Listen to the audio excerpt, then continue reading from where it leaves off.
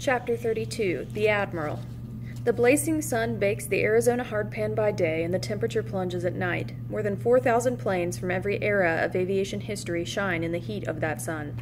From cruising altitude, the rows of planes look like crop lines, a harvest of abandoned technology. Number 1. You arrived here by necessity. You stay here by choice. From way up there, you can't see that some of those grounded jets are occupied, 33 to be exact. Spy satellites can catch the activity, but catching it and noticing it are two different things. CIA data analysts have far more pressing things to look for than a band of refugee unwinds.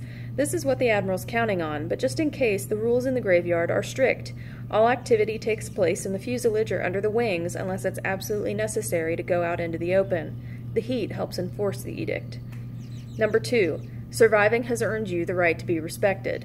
The Admiral doesn't exactly own the graveyard, but his management is undisputed, and he answers to no one but himself. A combination of business sense, favors owed, and a military willing to do anything to get rid of him are what made such a sweet deal possible. Number 3.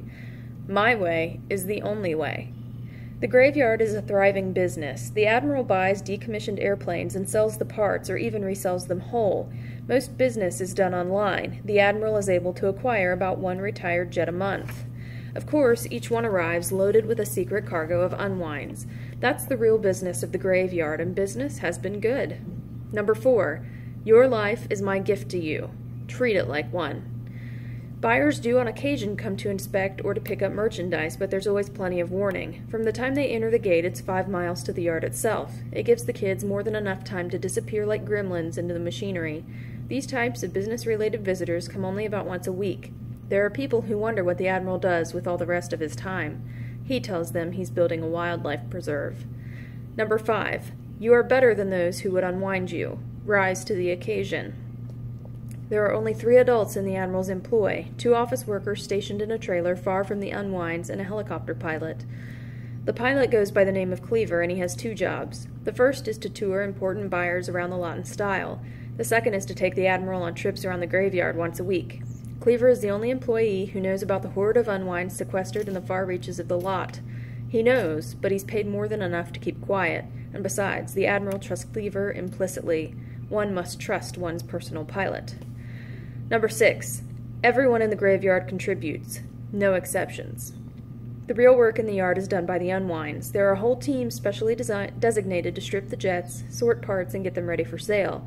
It's just like any other junkyard, but on a much larger scale. Not all the jets get stripped. Some remain untouched if the Admiral thinks he can resell them whole.